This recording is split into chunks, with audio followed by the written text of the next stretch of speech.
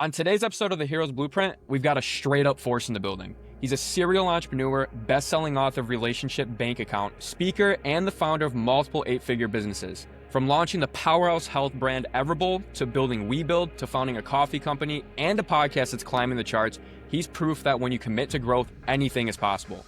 But beyond the wild resume, he's a guy who believes in making friends, having fun, and showing others how to win without selling their soul. He's been through the exits, the failures, the pivots, and the pressure, and he's here today to talk about relationships and how to build a life in business that actually lights you up. Please welcome the man behind the movement, Jeff Fenster. How you doing, Jeff? Hey man, thank you. And I really appreciate those words. You made me sound actually cool. So thank you, Joe. Yeah, Humble. man, of Honored to be course. here. Hey, that's your story, man. Just said it in a cool, unique way, you know? Yes. So, Well, thank you. Thank you. Happy to be here. Thank you for having me. Really appreciate it. yeah, there's a lot to dive in with you, man, but I want to kind of get started right away here and kind of dive in deep. So you've built and exited companies in multiple industries from HR to health food to marketing. What's the first thing you always figure out before you build anything? Like what boxes have to be checked for you to say, okay, I'm in? Do I believe in what I'm doing? Number one, meaning there's lots of ways to make money, right? There's always a get rich quick scheme. There's always a fad or a trend that you could jump right into, so is it something that I'm going to be proud of being a part of, or is it going to be something that impacts lives at this point at this stage of my life? And that doesn't mean it has to be altruistic. It could just be, can I make other people money? Can I save people money? Can I help business owners grow? Can I scale something? So like in payroll and HR, digitizing the human resource department and reconnecting that back in 2007. Did I believe in payroll? Absolutely not. Did I really even have the foresight then to think about it? No. But as I've elevated from there through my journey, now it's like, okay, can I help other business owners spend less to build out their physical retail box, whether it's a restaurant or whatever it is, so they can make more money? Yes, I can. So that's a value I can bring. So that's first and foremost. Number two is the timing, right? So often we have these wonderful ideas, but ideas don't matter. Timing is just as important. I couldn't do what I did at Everbowl today. I just couldn't. So I'm not special. It's not like, oh yes, Jeff could do this anytime. No, the timing was right when I launched Everbowl because acai bowls weren't prevalent. There weren't acai bowl chains. Most people didn't even really know what they were. So I had good timing. Had I tried 15 years earlier or 10 years earlier, it would have failed because the timing was too soon.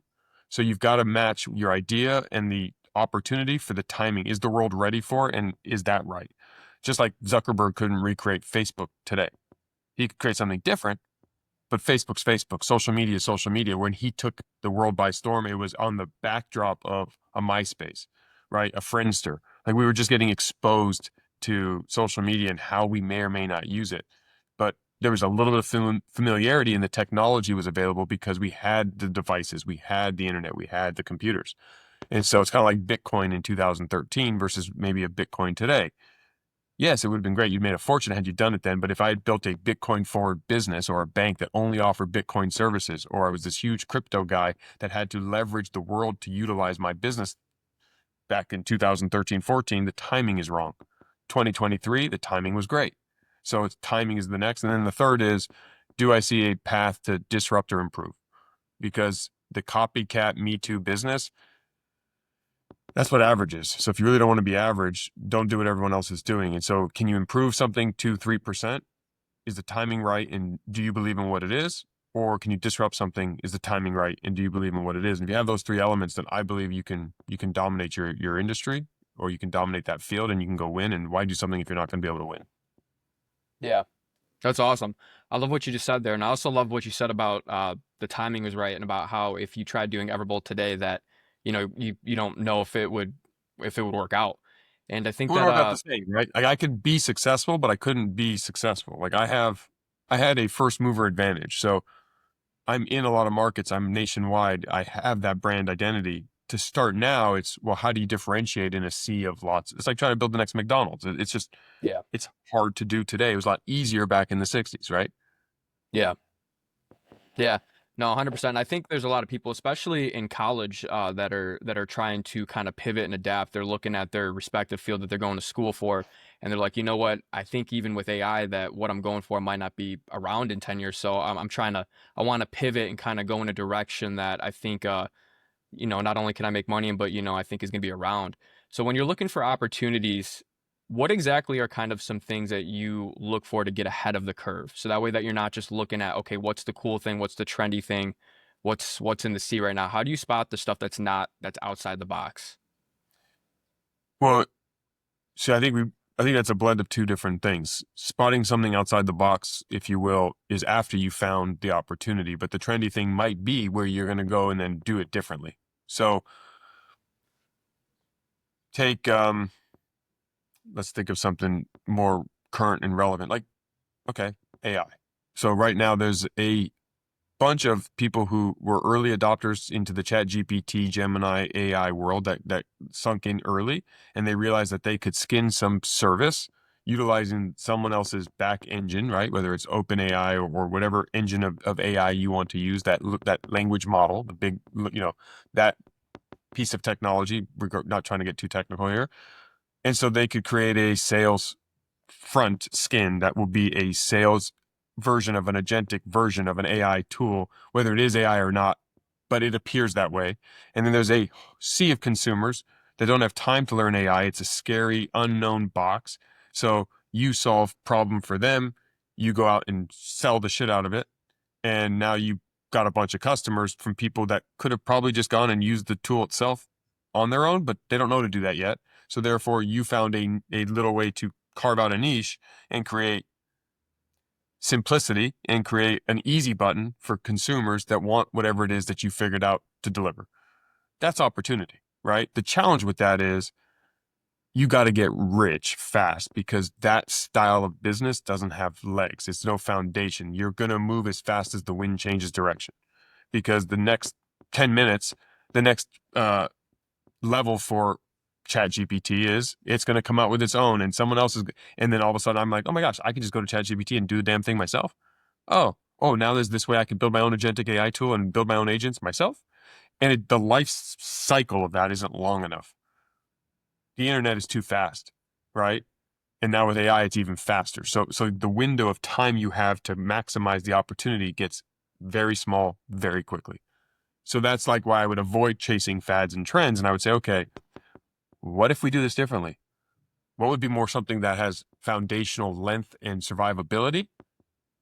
AI consulting, where in a sea of a million of these bolt-on, skin-based, customer-facing agentic and AI and business intelligence tools, in a world where there's so many consumers and business owners and leaders that don't have the bandwidth and time to understand it, what if I understand it? And what if I come in and I sit down with you, Joe, and I say, okay, look, I'm Jeff from Jeff AI, and what we do is we're going to get into your business. We're going to learn all of your business needs. We're going to understand where we can input already built out opportunities out there, whether it's these bolt-ons or whatever it is. What business intelligence tools do you need? What problems are we solving and why? And from there, I can sell you a service that is going to have stickiness because tomorrow, Joe, the AI is going to change. Do you have time to understand that?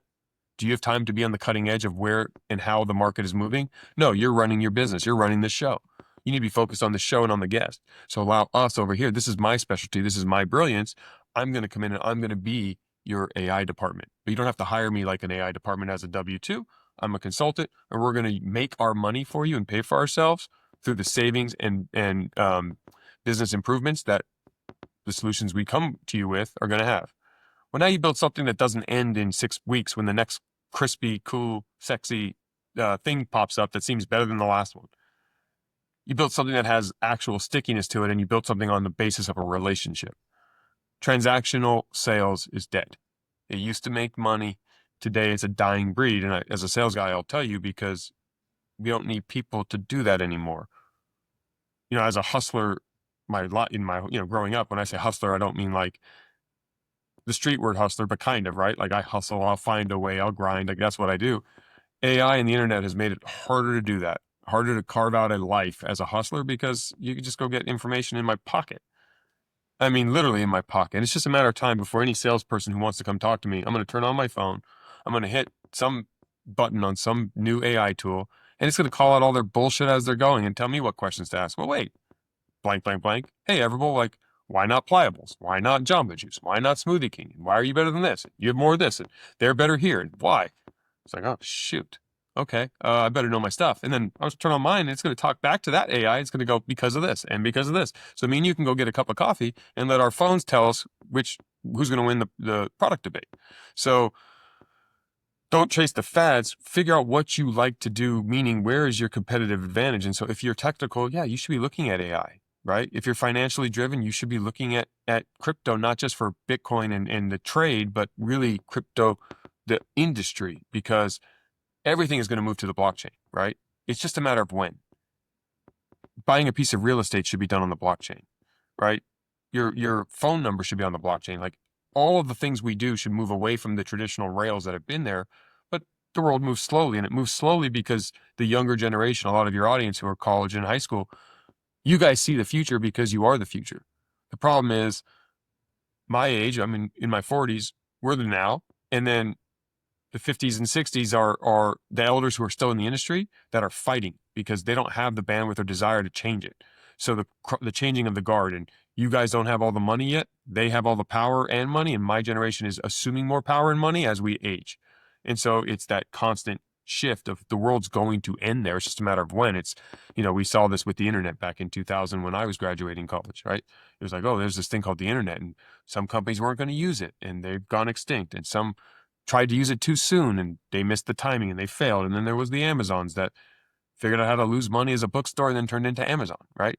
So there's going to be that changing of the guard, and you've got to make sure that when you're trying to figure out of the box thinking and what can you do, it's not the doing, it's how can I be different? Because if everybody is running left, go right. Seriously. It's that easy. It's that hard but it's that easy. And it's hard because you don't want to stand alone over there. And you wonder, well, why is that?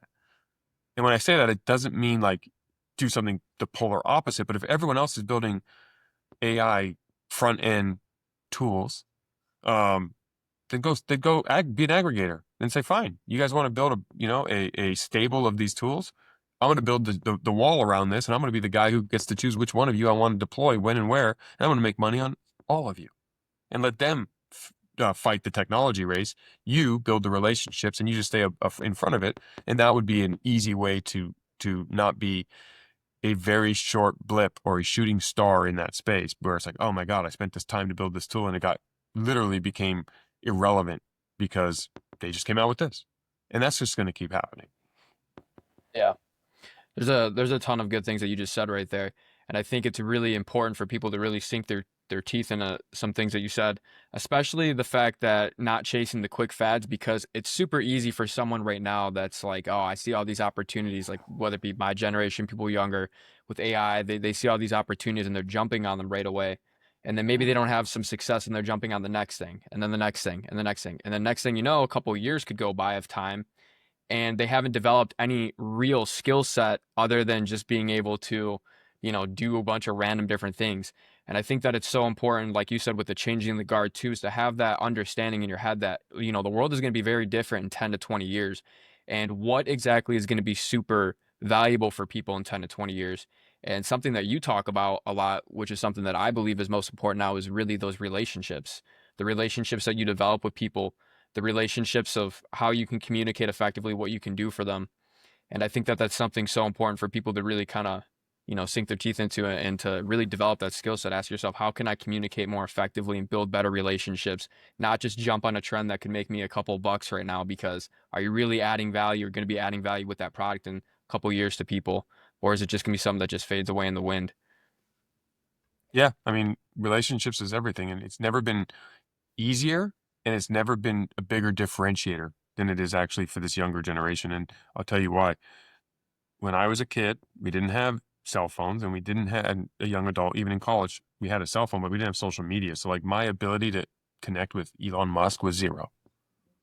Zero. I had no way to connect with someone like Jeff Bezos, Mark Zuckerberg, me. Like if you don't know them or you don't know somebody who knows them, your chance was zero. I don't have access to your phone number. Maybe I can find your email address, but that's just luck. There's no Twitter. There's no Instagram. There's no virality. There's no ability to find somebody. So the world was very large and it's gotten smaller. Now it's so small that you could do a tweet and Elon Musk could respond to you or Zuckerberg or whoever you want to talk to, right? It doesn't really matter. So you have the ability. However, because it's all on the phone and younger generation is more uncomfortable having face-to-face conversations, would rather do everything via text and email, is uncomfortable in that human side. Being able to do that as a young adult right now makes you a unicorn, a true unicorn. And you don't realize that you could spend 10 years chasing those fads, build your company, find the winner, and then a jerk like me says, oh, I want to come play in that space. And 3 of my friends put me to the top, and all of a sudden I have all of the business that you deserve that I unfairly got with 0 experience because of who I know. Nepotism is a real thing. Building and buying from friends is a real thing. Like, it's just a real thing. And my daughters take advantage of it because I can reach out to friends and get them opportunities that they may or may not deserve. And it's not fair. I can start a construction company, have no construction experience, and work for some of the biggest brands like, Build Shack stuff and Drew stuff and nationwide companies and construction guys who've been in the industry for a long time go, this isn't fair. Like, I've been grinding and paying my dues for 20 years. And then this jerk just comes in with 0 experience. And why? Because he knows the right people? Yes. So, you think about what money can buy. Well, what relationship capital can buy is twice as much. Literally twice as much. I can get on a stage because of a friend. I can get an opportunity because of my friends. I have to grow an Everbowl. I mean, I don't know when this is airing, but on April 18th, Damon John's one of my good buddies, and you should tune into Shark Tank that night. Not that I'm a contestant on the show, but you'll probably see something cool on that night. That's not because I did anything except do something fun with a friend of mine, right? Jason Tatum had a Everbowl inspired Jordan shoe, and who knows what's going to come from that. Drew Brees gets paid $100,000 or $200,000 or whatever it is to speak at and be the keynote at the IFA, the International Franchise event, with thousands of people there that are interested in franchising. He's my partner, and he starts talking about me and Everbowl. I didn't pay him. I didn't even know he did it. I get tons of franchise leads. I launch a direct-to-consumer product. I make one phone call. I get the buyer at QVC. I go on QVC, and I have 17 airings. I have 17 sellouts, and we do 8 figures in revenue, and we get 500 franchise requests from around the country for Everbowl, and we blow up Everbowl.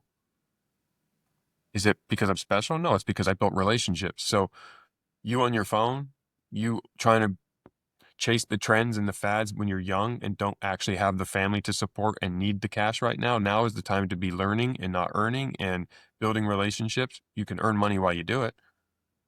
But if I told you you can earn $100,000 for the next 10 years, or you can earn 0 for the next 2 years and then make 5 million, which would you rather do? I'd rather the latter. 0. I would too. And to young adults right now, if you are not interning, begging to walk in and be around the people in the industries that you want to be around or that inspire you or can open those doors for you, you are going to be grinding for the rest of your life, because it is not easy without the relationships. I am not standing here without who I know. It has nothing to do with what I know. I just knew the right relationship piece, and I have made 80 to 90% of all my wealth is a direct correlation to who I know. Opportunities that they open the door. When I was starting my first company, my payroll business, I was struggling, and then I started to have some success. I needed to raise some money. Basically my godfather connected me with 3 of his clients because he's a big CPA, and they had family offices, and one of them was a private equity firm, and that private equity firm ended up investing in me because I got validated by his CPA, who was my godfather, who put me in the room, and then the business had merit. I don't get in that room except for him. I don't. So this is the currency that is overlooked because you don't realize it's there. That is actually what moves the needle. And it moves the needle in a way that you just can't understand until you have it. It's more powerful than money. People say power is what people who have money want, right? Okay. Like you can see politicians, you can see like once you have money, what's next? Power. Well, okay. But power and money they're attracted based off relationships. And that gives you an ability to navigate whatever comes forward, because I don't need to know AI if I can pick up the phone, right? And I can call Altman, or I can call, you know, someone over at Google who's building Gemini, or I can call any AI expert. Well, okay, I can solve my problem with questions. You know, on my drive over here, many of you might not know him, but you know, Tim Grover is very well connected. And he was a mind coach for Jordan and Kobe and Dwayne Wade and a bunch of guys. You know, he's one of my partners, and we had a great 30-minute conversation. And he opened the door to get me on a big stage that's going to allow me to sell a bunch of stuff, because he was going. He's like, well, if I'm going, you got to come. And so he's like, hey, my guy Jeff needs to be on the stage too. So now I'm on the stage in front of a bunch of people that they may or may not know who I was. I didn't make any phone calls. He did. He did it on my behalf. So this is where you guys really need to be spending your time. And it's never been better and easier, because this generation, and I'm just going to be blunt, you guys suck at it. Straight up. Like, you're terrible. My daughter, she's 19. She texts me. She'd rather text me when she's in the house to ask me for money than just walk downstairs and say, hey, Dad, can I have money? My youngest daughter literally is like, I can't answer the phone. Like, it's a stranger. I'm like, what does that mean?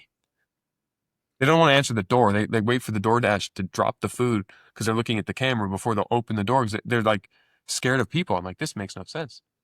You guys are missing the boat.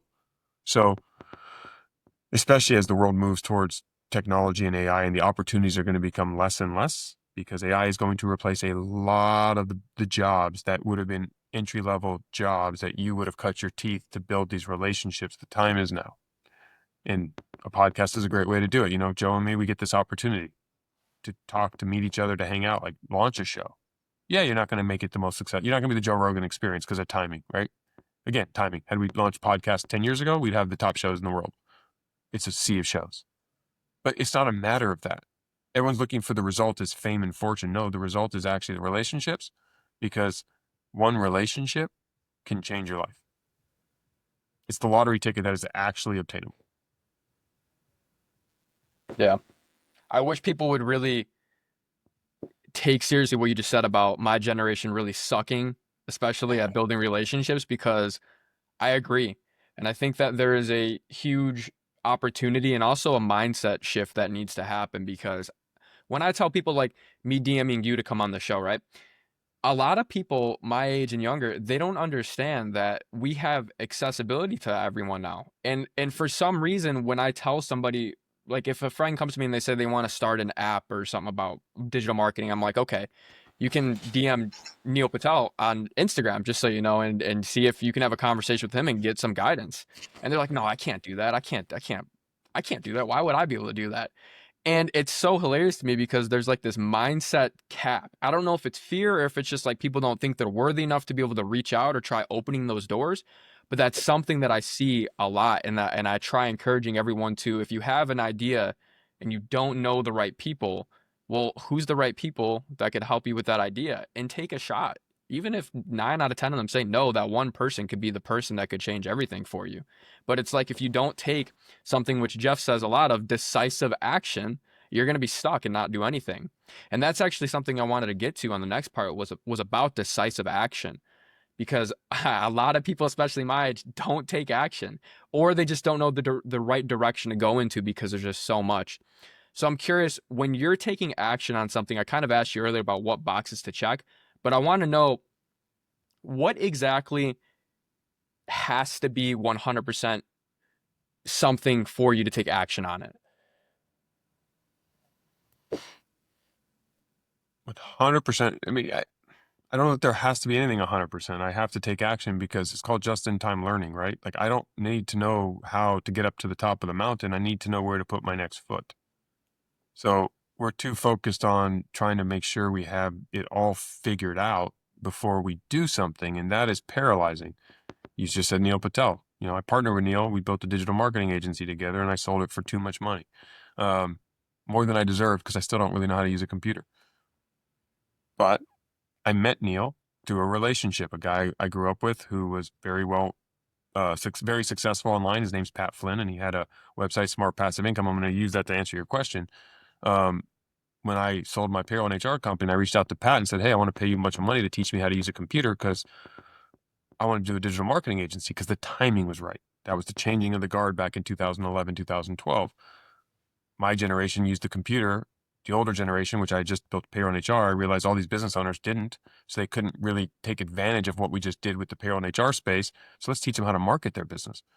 So Pat said, Jeff, I would love to, but my name of my business is Smart Passive Income. And he's got a big podcast, SPI. And he also has a big Pokemon site now, Pat Flynn. So he's like, you should talk to Neil Patel. I didn't know who Neil was. He's like, oh, Neil, he's great. So he connected me to Neil. So Neil and me have a scheduled meeting, a phone call, because a mutual friend said, hey, you two should talk. So now I had a warm opportunity to pitch Neil on why we should be partners. I don't have that without the relationship with Pat, and Pat doesn't introduce me to Neil if he doesn't trust me and care about me. So going back to the relationship capital, then I get to partner with Neil Patel, and I started a digital marketing agency with one of the best digital marketers in the world. And we work for some of the top 100 websites on the planet. And I get to use my relationship capital and business development skills and his brand and his name, and we make too much money. That's the power of relationships. But to your answer about immediate decisive action, well, if I had to know how to be a digital marketer or what I was going to say to Neil and all that before I asked Pat to introduce me, I'd still be talking to you about what I almost did 10 years ago, 12 years ago, 15 years ago.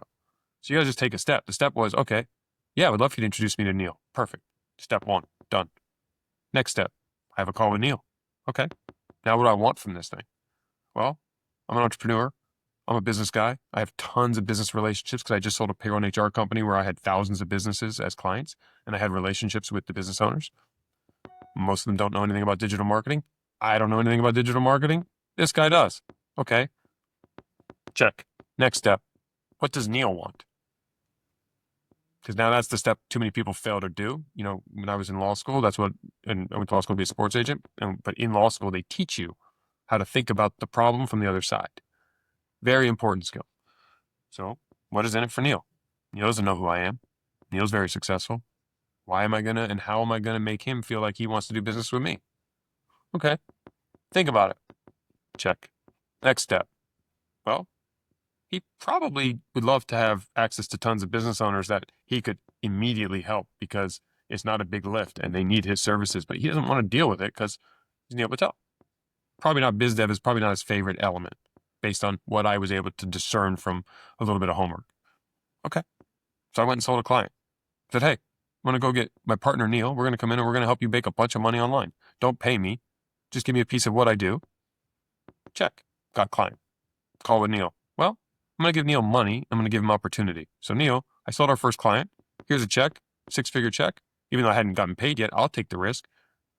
And he's like, don't give me money. And it was kind of a fun call. And you can hear about it on my show. I won't bore your audience with the whole story, but it's quite funny how it all came to be. And we ended up partnering using my existing clients that I had sold because of the relationships I had at the beginning. So it wasn't a transactional sale. It's a relationship-based sale, which means I don't sell you something you don't need. I find your problems and I provide solutions. It's called solution-based selling. So I do that with all of my payroll and HR clients, which means I made friends with them. I gave them a service that was beneficial and accretive and valuable. They still care about me and trust me. So the fact that I now have a new service to sell them, they're more than happy to let me come in and talk to them. And then I provide them a new service, which means they're going to make more money and grow their brand. Yay, make a bunch of money. So the immediate decisive action is, what are you doing right now in that step? You DMing me is step one, right? We didn't know each other. Then, we said yes. Then I think we even had to postpone once or twice and I apologized. But you didn't say, oh, he's blowing me off and then that was it. You followed up. We rescheduled. Here we are. Like, it's about the step in the moment. Don't worry. Tomorrow will take care of itself. Today is the day. Like, you got to win the day, win every day. And what are you doing right now? And if you're doing nothing but dreaming, dreams are for kids. Like, I'm being dead serious here. I hate the word dream. Dreaming is for children because children do not have the capacity to actually make it happen. When I'm older, I want to. One day when I'm a grown up, I want to. You're a grown up. You don't have to want to. You just have to do it. So stop dreaming and start planning. That's the whole difference between children and adults. And why I think the transition from child to adult is hard is because you spend your life as a kid in school learning a lesson, taking a test. Learning a lesson, taking a test. Adulting is taking a test, then learning a lesson. Taking the test, and then learning the lesson. So you don't get to know how to pass the thing. You got to just learn. And you don't learn unless you do, and you don't do unless you take action. So you got to put yourself out there and you got to go screw up. You got to DM 100 people and watch 100 people say no. Just don't DM your top 100 first. Start with people that aren't your top 100. earn the reps to get to the point where you're confident and comfortable and know how to handle it to get to those. So go pick 100, if you have a show, go to the list and pick 1,000 to 1,100 on the list people and say, hey, I'm Jeff. I'd love to be on your show. I have some value to bring. Or if you're the host, pick 1,100 people 1,000 to 1,100 people that you would like to have on your list that you don't really care if they come on because they're not that great, but you want to cut your teeth. And if I'm that guy, reach out to me. What do I care? I'm somebody's 1,100. I'm somebody's 5,000. I'm somebody's number one. So are you. So is everybody. So when I wanted to get on stages, I said yes to every stage opportunity 8 years ago because the goal was not to make money. The goal was to get my reps. So I literally did 100 stages for free, said yes to every single one. I've been a guest on 500, 600, 700 podcasts. I still say yes. If I can make it work, yes. Why? I can impact one person here. I get to meet Joe. We get to build a relationship. I get to hopefully impact some of you, and who knows, maybe you become an Everbowl customer, maybe you become a Webull customer, maybe you build something and I become your customer. Maybe you develop the coolest show in the world and I be a guest, or you were a guest on mine. I don't know where the relationship's going to go. I'm trying to build it. So the answer is take immediate decisive action. Take a step in the direction with which you think you want to go, and then the next step will present itself. Just make sure you know where your end destination you believe is. I'm going to Hawaii. How I get there, I don't know yet. But I'm going to take one step towards Hawaii, and then we'll see what happens. If there's a cliff, I'm going to make a 90-degree turn.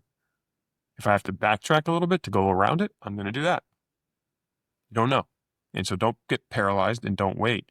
You really want to understand, success, and success is not money. Success is winning. And winning is achieving your goal, and your goal is based off a plan, is actually formulaic and is obtainable in every element of life. Relationships, your health, your business, if you're spiritual, your whatever that, however you want to quantify that. It is 100% obtainable. The difference is you can't dictate when. And the when is based off your own ability, your own aptitude, luck, the world. That's the chance. But it's not a matter of if, it does become a matter of when you follow the formula, and taking immediate decisive action is one of the steps. I have a 5-step success formula that I use. It's allowed me to be successful time and time again. And that gives me the confidence and the situational awareness to say, I'm good. I can do what I want because I know how to win again and again and again. And I'm not special, man. I'm ordinary. I just know how to be and do extraordinary things because I know what extra to throw on. And most people just don't do it. And so just be that different, and it's that easy. It's actually so much easier than you think. It's that's why a lot of successful people have imposter syndrome, because you sit there and you go, this shouldn't be this easy. And I don't mean to say it as a dick. It shouldn't be this easy, because what is the hard part is the actual steps of doing. The easy is what you have to do. And the relationships and making those friends is the easy part.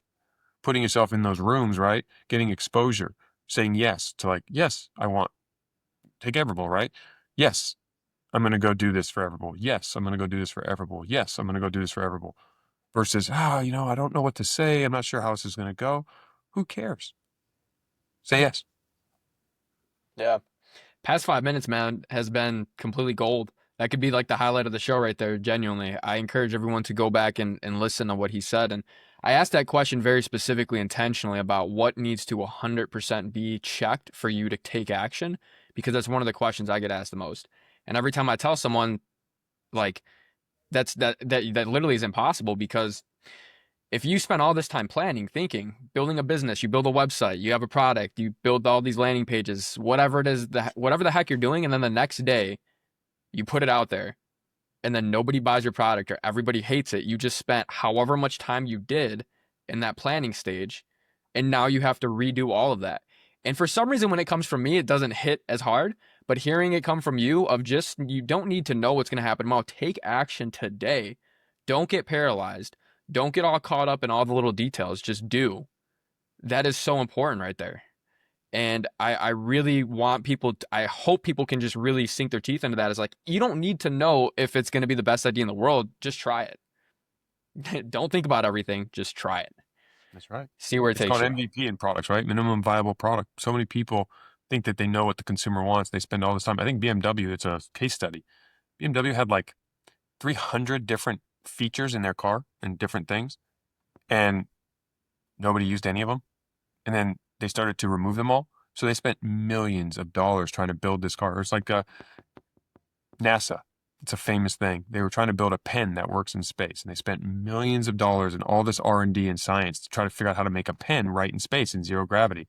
And it was the receptionist or someone who was like, "Why don't you just use a pencil?" And it was like, "Holy shit! Why don't we just use a pencil?" So you don't need to and can't plan the future, right? You can't figure it all out beforehand. So what if you just start with a pencil? You never need Yeah. to get to the pen. And your consumers will tell you, I launched Everbowl. I did the menu 13 days before we opened. And you know how I did the Right. menu? I had a bunch of friends come to my house. I made a couple of things. We all put on little note cards. What do you like? And I took my 13 friends' opinions and we launched it. Most my competitors would start with R&D chefs and they'd spend months perfecting this menu. I don't know if they're going to like it till you eat it. Then once Yeah. you eat it, I realized based on sales and feedback, they don't like these, they like these. Okay, let's get rid of these, let's add more. And we do it again, and we do it again, and we do it again. You perfect it. It's just taking that action. It's doing the step.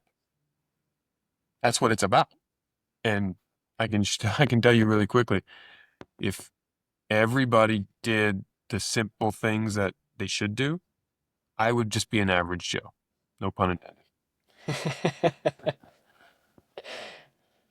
Yeah. I love that, man. That's awesome. And the proven little simple steps you make in the menu 13, what'd you say, 13 days before? No, 2 weeks. The 13 friends made the menu. I Yeah, had them 13 try the friends. food. Yeah, it was basically 2 weeks before. I mean, I signed the lease without a name or even a knowledge of what I was doing. It was Yeah. on a whim. You know, you take the step and then you backfill what you got to do. Commit. It's all you got to do. And I got to tell you, everyone is so worried about it being perfect when you start. No one's going to see it. Like I jokingly say, don't you get nervous on the stage? No. Why would I get nervous? What if you make a fool of yourself? Well, if I make a fool of myself, then no one actually knows who I am, and they're going to forget about me tomorrow. Name one person you saw make a fool of themselves that you didn't know on a stage ever in your life. Can't do it. So if I'm not impactful and I don't do a remarkable job, you're going to forget about me tomorrow. And for a lot of you who don't have any presence online yet and you're not well known in your industry, no one's going to see it. No one's going to know. I promise. Only you will, and your friends who don't really give a shit either. Just do it. Just try. Failure is great. Sucking is great. Suck and go suck as fast as you can. Because then that's how you Kaizen your way there. It's all about getting 1% better every day. And you can't know what to improve on until you do. Right. So it's so simple. It's hard. Yeah. It really is the simple stuff, and we always overcomplicate it to try making things way harder than they need to be. But that's just that I say something sometimes, which is like if you can make complex things simple, that's creativity. But a lot of people reverse it and they make simple ideas complex and think that's creativity. But that just Pen encourages and the ways pencil in for you space, to. man. Yeah, that's just a way for you to not take action. But I know there's somebody listening here who is doing pretty well, and whether they're scaling pretty quickly, something you've done very well is you've been able to not only scale fast, but also sustainably. So I'm curious, what is the biggest mistake you see people make or you've made when trying to grow too quickly? I made a lot of mistakes trying to grow too quickly. They fail to realize why they're growing quickly. If they're growing quickly just for money, they're going to miss all the steps. So when you think about scale, scale is based off systems, based off process. So you can't scale based off just hustle and grit. You can upfront, but there's no foundation. So you're going to build this big building on sand. So you need to scale with SOPs. So what I mean is, as you're scaling quickly, you need to backfill with talent. You got to find and attract remarkable people if it's a people-based business, or you got to find and attract and acquire remarkable tech. Because at the end of the day, if I build my entire business on a 4G platform in a 5G world, I'm going to be slow. It's not going to work, whatever's going to happen, right? So you need to have the right stuff. People who are running companies have egos. It's a good thing in the beginning. I was guilty of it too. It's a bad thing when you hit certain scale. And so you need to build a dream team.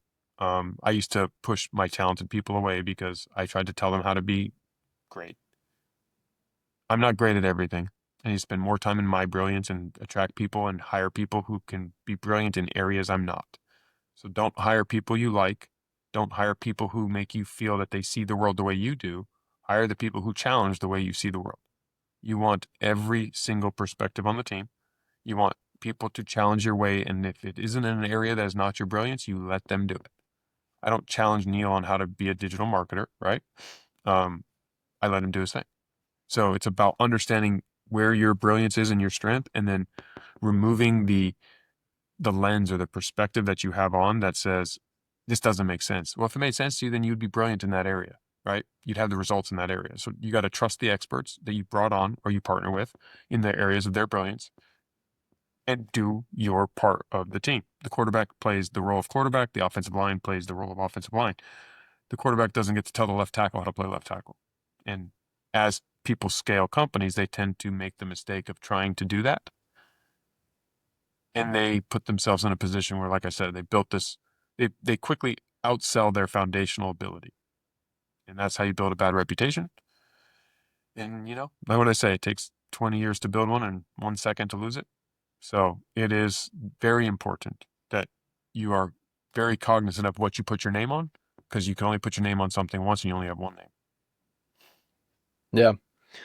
That's beautiful advice, and especially at the beginning when you said putting SOPs in place, because something I see a lot when I'm working with, especially a lot of personal brands, consultants, coaches, is once they hit a certain level, they cap out because they can't be on 1,000 calls a day, and they're very reluctant to hire people on because they're like, well, how can I trust that these people are gonna be able to do what I do and make the same impact that I do?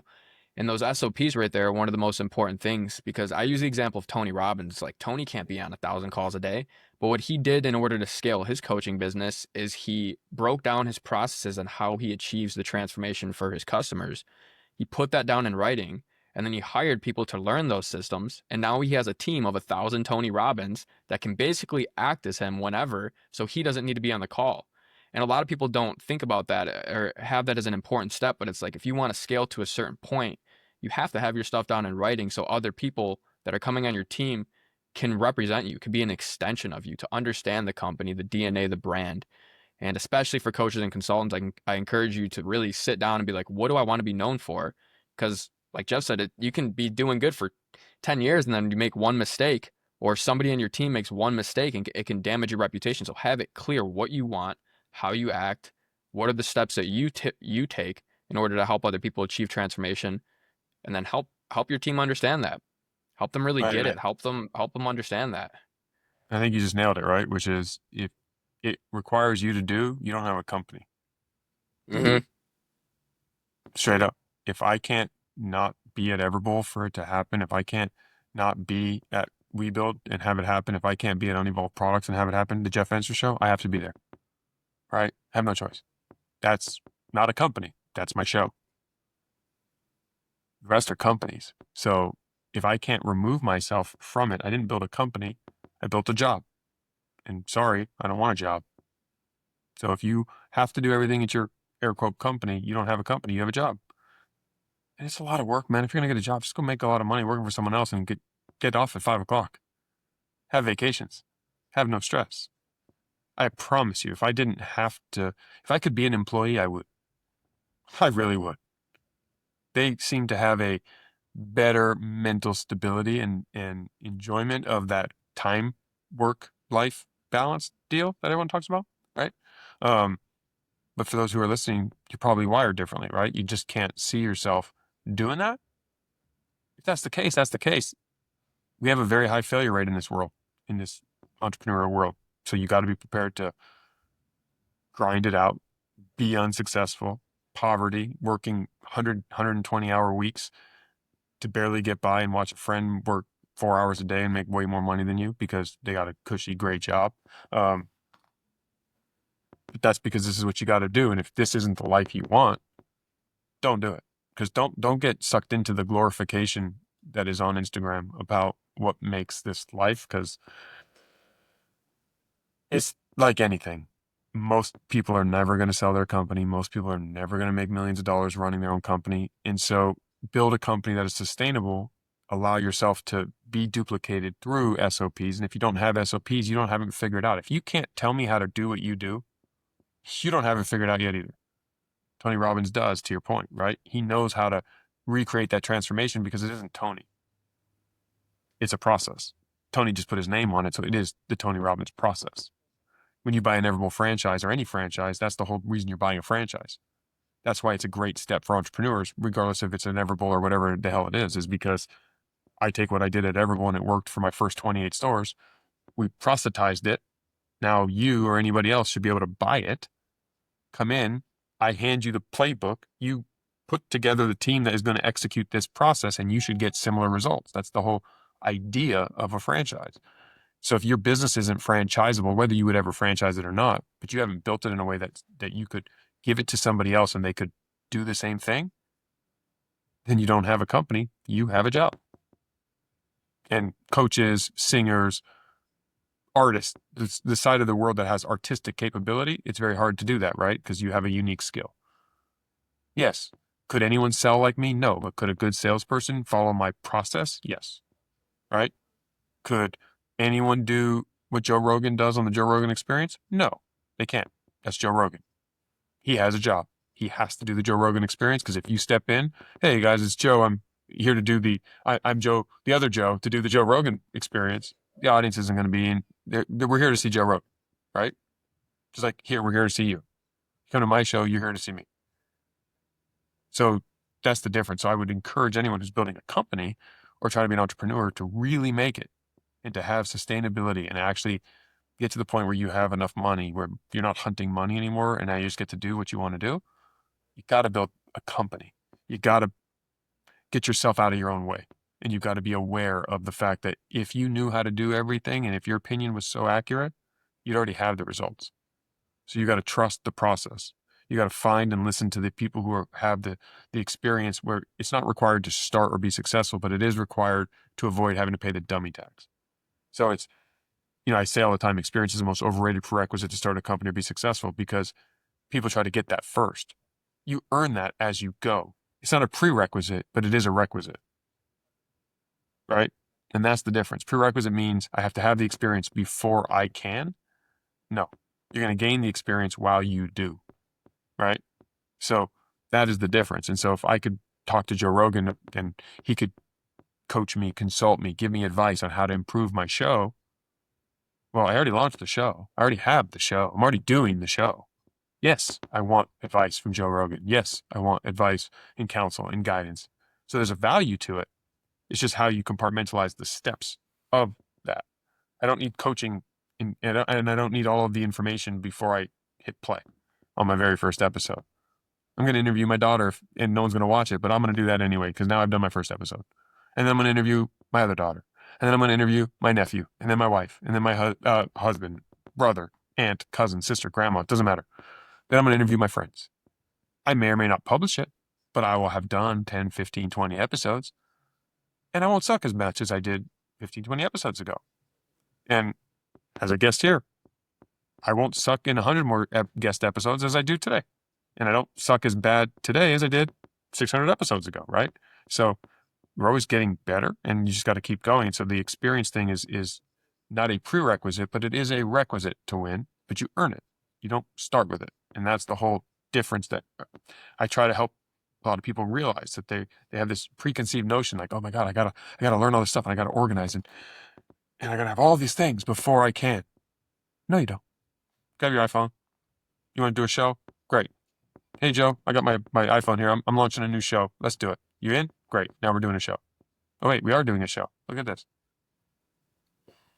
Yeah. That's awesome. I want to ask you something too, ties into what you just said. Do you have a system to protect your energy? I'm curious because I think a lot of people, they hear us saying, say yes to every opportunity, but I also know a lot of people who aren't necessarily aware of energy and just how important it is to protect and make sure that you're allocating your energy in the right spots where it's not always draining you. Do you have any processes or systems that you look at for yourself on how can I make sure I'm being aware and protective of that? Yeah. I'm not paying attention to my energy. I'm paying attention to my activity. There's a difference between activity and productivity, right? So people misunderstand that, in the analogy of running all day in place is still running. Hey, I was so busy, man. I'm working 14 hours a day. But what are you doing for 14 hours a day? Because I can do 14 hours a day of productivity and you can do 14 hours a day of activity, and you're exhausted and I'm charged up because I'm seeing results. I'm moving towards my goal. I'm meeting people. I'm fired up. We're both work the same amount of hours. So it's not the hours output that makes you busy. Busy makes you busy. I'm not busy from that context. I'm busy because I have opportunities everywhere that I am taking advantage of. If I was just doing busy work and activity all day, yes, I would go insane. I would be exhausted. I would be burnt out. I would be done. So you got to be productive, right? And it's understanding that where you put your energy matters, but it doesn't mean stop putting your energy into so much. It's making sure you're doing the right thing. And people have a tendency to want to do the things that they're good at because they're good at it and it's comfortable. So we spend a lot of time like salespeople. They don't want to cold call. They want to close. Well, to close, you got to cold call, right? Back in the day. To close, you got to cold DM. To close, you got to cold email. To close, you got to profile businesses or people and understand what they want and how you have a solution for. To close, you got to understand the competitors out there and do research, right? It's not just closing. Like when I was in law school, I thought, okay, if I don't make it as a sports agent, I'll be a litigator. I'll be the guy in the courtroom, because I like to talk and all that. And then I found out that for every hour I get to argue a case in court, it's 10 to 15 hours out of court doing legal research. That would kill me. I hate legal research. So I knew really right away, I can't do this. I don't want to do this. This is the wrong area. I could be great in the courtroom. If I could have somebody do all my legal research and just give it to me, wonderful. It's not the way the world works. So that was going to drain my energy because I wasn't going to do that for that result. So you've got to realize that what are you doing with your time that is draining your energy or is consuming your energy? And are you being productive? And if the answer is you don't know, then you're not. Let me just straight up tell you. So me doing this show is productive for me. Why? I'm getting reps in my ability to be a guest. I'm able to articulate my message, which is going to be spoken on again on stages and on other shows. I get to meet you, which is productive in my relationship capital goal. I'm being productive in hopefully meeting your audience. And if I can add value to any one of them, then they're going to walk away going, hey, I learned something from Jeff. Great. I made a deposit with them. I'm exposing your audience to Everbowl, which they could all be a consumer and go buy a bowl, which you all should. Awesome. You could buy a franchise. If you want to do that, you should look into it. You could do WeBuild. If you have something else you're building, you can learn about WeBuild. What is this WeBuild thing? Oh, cool. Oh, he has a book. You can go buy my book. You can come become a guest on my show. So this hour together is productive for me. If all I did was do this for vanity's sake, because I want to look cool on your podcast, but I have no plan on what to do and where I'm hoping to get and derive value from, it's just activity. I'm doing it for the sake of vanity. And that is draining, right? That's why you see these burnouts. That's why people get burnt out. People don't get burnt out when they're being productive and seeing progress. They get burnt out when they hit plateaus and they keep doing the same amount of effort to not move forward. So at that point, you got to assess and say, okay, it's always on your side of the equation. What am I spending my energy on and why am I not? Where can I move my energy a little bit? Because sometimes it's just 1 degree and I can start to immediately get through those results. Jokingly, me and Andrew, my producer, he's actually here with me right now. In our studio the other day, there was this bird just banging itself into my window in my studio, trying to get into the building. And I'm talking like over and over and over again. And it was like, if the bird wants in, maybe try it another way. And if the bird wants to go around, why don't you just move that way and get around the thing? But it just kept doing it. So it's going to go home to its bird friend and be like, I'm exhausted. Yeah, because you kept banging yourself into the damn window all day. Right? And so it's like, that's what we do from a productivity side and activity side. And that's where a lot of most hardworking people who don't win, they're wasting too much time being active and not productive. And so it's like, okay, that's where you got to self-assess and say, what am I doing today? Where am I spending my time? I may think this is the way to go, but if it's not doing that and I am getting burnt out, let's reassess, right? It doesn't mean the goal's wrong. It doesn't mean your strategy's wrong. It just means the activity that you're doing is wrong because it's not productive. And so how do you preserve and protect your energy is be productive. And that's the key. With that, in the absence of seeing results, it becomes draining. Yeah. That straight up gold right there, man. like literally straight up gold right there, because I can't, like, you said the example of the salesperson. If a salesperson doesn't like to do cold calling and they like to close, and that's what gives them energy. Sometimes taking action might feel like it's draining, like that cold calling, but if there's a payoff at the end for you that gives you some of that energy back, then you're being productive. And again, I asked you that question very specifically because I see a lot of people doing a lot but not making any progress. Then they're like, "Oh, I'm so tired," running in place. And again, sometimes it goes back to maybe you're in the thinking stage. You're just stuck. Maybe the action you're taking, building this whole website, building this whole funnel page, building this whole entire business that you think is going to work, that again could be something right there that you're investing a lot of time into. And again, you don't even know if it's going to work out. Are you being productive or are you being busy?